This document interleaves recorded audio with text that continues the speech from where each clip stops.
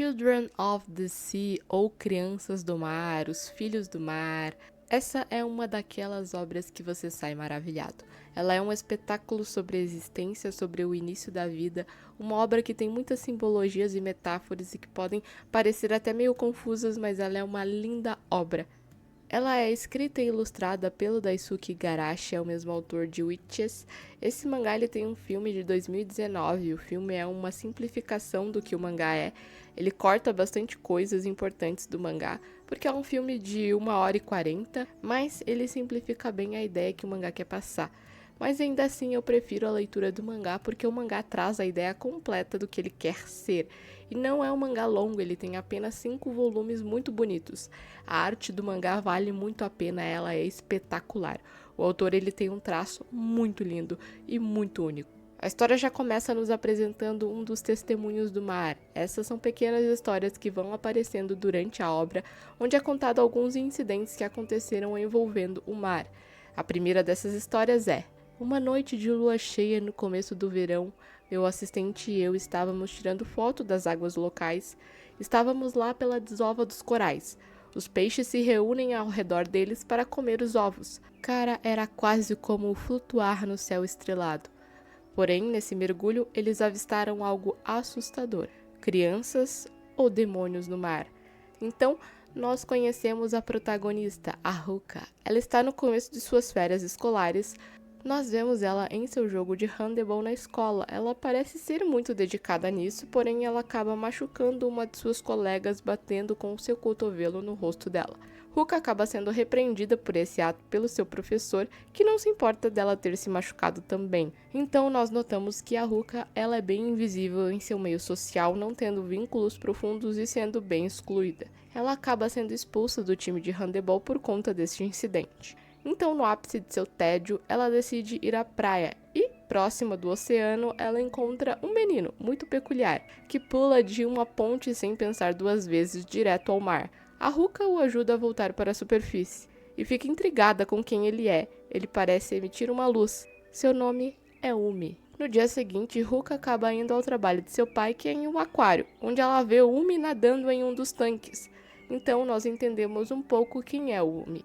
É-nos explicado que ele foi criado no oceano. Ele foi encontrado há muito tempo nadando com dugongos. E havia outro menino com ele, que é o seu irmão não sanguíneo. E provavelmente eles foram criados por dugongos. Esse é o Sora. Por isso, eles são basicamente umas sereias com pernas.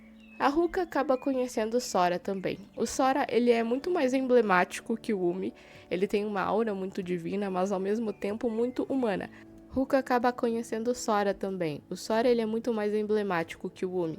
Ele tem uma aura muito divina, mas ao mesmo tempo muito humana. A Ruka define ele muito como um fantasma, e eu acho que ele é muito isso mesmo. Como se ele estivesse transitando entre os dois mundos. A obra gira em torno desses três, basicamente. A Ruka conhecendo eles e tentando entender o que eles são e quais são seus significados no meio da existência, e ao mesmo tempo a gente tem a imensidão do mar sendo explorada. Animais marinhos, a música das baleias, que é algo que toca a protagonista profundamente. Assim, ela vai entendendo que ela também tem uma ligação muito mais intensa com o mar, ligação que ela nem mesmo pensava que teria. O mar. A obra gira muito em torno da santidade do mar, a santidade das águas. Dentro da obra, o mar é dito como onde tudo começa e tudo termina. Ele existe antes de tudo e todos, e é parte intrínseca da existência. Muitas mitologias ao redor do nosso mundo também trazem a água como o início de tudo. Por exemplo, na mitologia egípcia, onde o Nun é o oceano primordial e obscuro, de onde tudo veio e para onde tudo retornará. O mar é a origem também da nossa vida na Terra.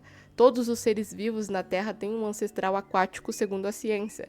O mar é literalmente o útero de vida na Terra.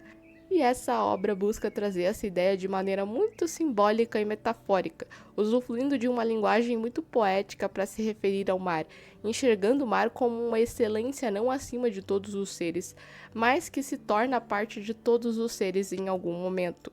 O mar como uma entidade viva que está intimamente ligada ao universo, à vida e à morte.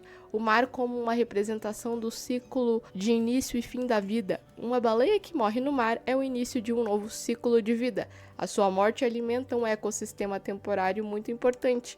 Toda essa obra é uma grande metáfora sobre esse renascimento, esse ciclo, sobre a vida cíclica, não só dos humanos, mas também do cosmo, do universo como um todo.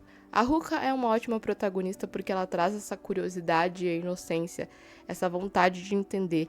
Ela é o lado humano que aflora, a inocência que reside no início de todos. Ela vai se aprofundando na história dos dois irmãos, mas também se aprofundando dentro de si mesma, entendendo o que é o mundo, entendendo como as coisas são. No fim, nós entendemos que existe um significado simbólico para cada um deles. A Ruka traz primariamente a sensação de não pertencimento que ela tem com o seu ambiente. Seja na escola, em casa, ela se sente completamente deslocada nesse mundo, como se não pertencesse àquilo de maneira profunda. É exatamente a representação da confusão da própria idade, onde ela não sabe quem ela própria é, qual local ela pertence, qual o seu significado no mundo. Ela quer ser encontrada, mas nem mesmo entende o que é a sua própria existência. Vamos ganhando a dimensão da personagem com o decorrer da obra, onde ela se sente sendo chamada pelo mar. A curiosidade para a imensidão é muito parecida com a curiosidade para conhecer a si mesma. A conexão dela com Sora e com Umi é muito por conta deles também não serem pertencentes de forma profunda no mundo humano. Ela também não se sente, então é como se ela estivesse buscando o sentido para si mesma, entendê-los e entender o que isso pode significar a ela. Dentro da história, ela se torna mediadora dos dois mundos, como se ela se tornasse um fantasma, não habitando e sendo tudo ou visceral, mas entendendo e observando todos os mundos com seus olhos. Ela não é o ponto central do festival que acontece no último volume da obra, ela é apenas a testemunha. Ela recebe e compreende aquilo e logo depois ela retorna para sua vida cotidiana. Ela volta para contar algo para as pessoas, como uma mensageira do cosmo. O Umi. Ele é um personagem muito simbólico dentro da obra, não só como personagem, mas também como acontecimento. A sua existência pertence a algo muito maior. É como se ele fosse a face do outro lado da existência, aquilo que não pode ser compreendido por completo. Existe um mar de subjetividade muito grande entre todos e o Umi. Ele é algo, mas não é ao mesmo tempo. Ele está ligado ao mar mais profundamente, não só o mar como parte de sua natureza, mas o mar como cosmo da humanidade. Ele vem para demonstrar a harmonia complexa do universo, da vida e como o mar é uma parte intrínseca da existência. O Umi, ele é a representação do mar em carne. Ele é algo sem ego, não sabendo distinguir humano e natureza, tempo e eternidade. Ele é algo que reside entre todos esses conceitos sem distinção. Ele é a representação do ciclo de existência. Durante a obra, nós entendemos que ele vai passar por uma transformação, mas só entendemos qual é essa transformação e a profundidade dessa transformação quando o festival acontece. O Sora, ele é o mensageiro dos acontecimentos que virão. Ele entende o seu papel e a sua finitude, enquanto o Umi é o mar, o Sora é a representação do céu. Ele é fluido e repleto de liberdade, de uma aura etérea como se fosse uma estrela em carne, onde a sua supernova significa o fim e o começo, onde ele retorna ao lugar que pertence. Ele é o efêmero necessário para o renascimento do cosmo. É complexo entender o significado do Sora dentro da obra, já que ele é tão emblemático, mas ele e o Umi são duas metades de um mesmo acontecimento. Os dois, além de personagens, se tornam alegorias para o recomeço de um novo ciclo, o festival. O último volume é onde acontece o ápice da obra. É onde é entendido o local de cada um deles dentro da obra e dentro do místico que a obra apresenta.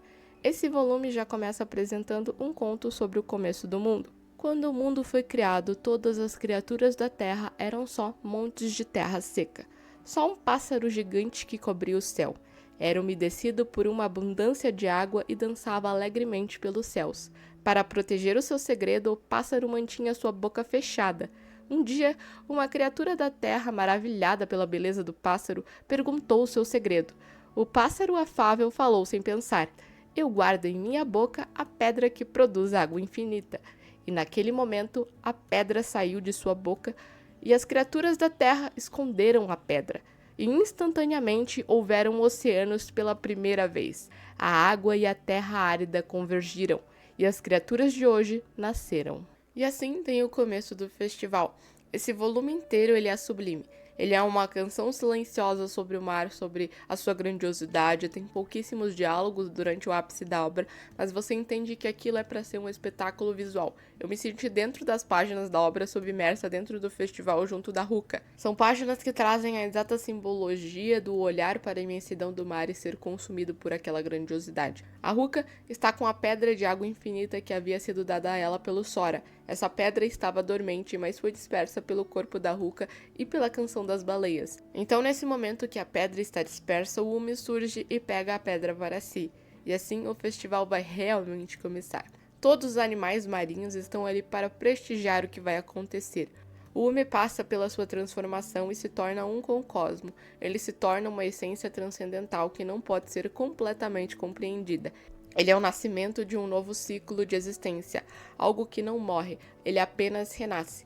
O homem se torna um com o universo. A Ruka se torna espectadora deste festival, aquela que apenas observa sem questionar, sem medo, apenas contempla o espetáculo do mundo renascendo.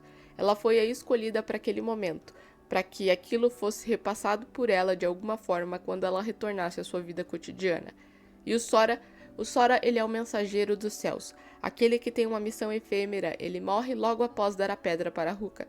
Ele recomeça o seu ciclo de vida. Ele não questiona em nenhum momento a sua pequena existência. Ele apenas aceita, entende que a natureza é cíclica e toma isso como uma libertação. O festival é literalmente o renascimento do cosmo, o mar como útero da vida onde tudo começa e termina. Uma coisa que é citada recorrente dentro da obra é esse pequeno trecho. O mar é a mãe, as pessoas são o peito e o céu é o parque. Essa pequena citação já exemplifica muito o que a obra quer passar. É uma linguagem muito metafórica, mas que exemplifica muito bem a ideia da obra central, que é um ciclo. O mar é a mãe. Mulheres, mães estão muito ligadas ao ato de gerar vidas e é exatamente essa a ideia que essa parte quer dar. O mar como a mãe do mundo, do universo, onde tudo nasce e onde a vida flora de maneira quase incompreensível. As pessoas são peito, as pessoas fazem parte de toda a construção da vida da mesma forma que o peito de uma mãe nutre seu bebê, as pessoas nutrem as outras emocionalmente, com conexões, com vínculos profundos.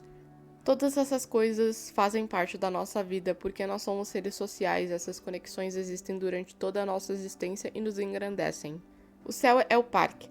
Essa parte eu gosto de interpretar que é onde tudo termina, mas ao mesmo tempo começa. É o fim da existência em carne e o início da liberdade. É um parque porque a nossa imaginação é instigada quase nossa vida toda para entender o que existe além. É algo que vai além da nossa compreensão, mas que ao mesmo tempo nos cativa e instiga a nossa curiosidade. Essa é uma obra espetacular que é imbuída em muitas simbologias, que traz a ideia de um lado muito humano e algo que vai muito além da nossa compreensão juntos. Eu gostei muito dos testemunhos do mar, que são pequenas histórias que estão ligadas ao mar e que tem sempre um lado místico, muito como histórias de fantasmas e assombrações contadas pelos nossos avós. Eu acredito que todos nós olhamos para o mar com muita admiração, mas ao mesmo tempo com um certo medo, porque é algo extremamente grandioso que é repleto de coisas fora do nosso controle e repleto de mistérios. Ela pode parecer meio confusa, mas ela faz todo o sentido quando você entende qual é o ciclo que ela quer demonstrar. E na minha interpretação principal sobre a obra é que ela quer realmente demonstrar que o mar é o útero, o início da vida como um todo. Muito obrigado se você me ouviu até aqui, se inscreva, deixa um like, é isso, tchau!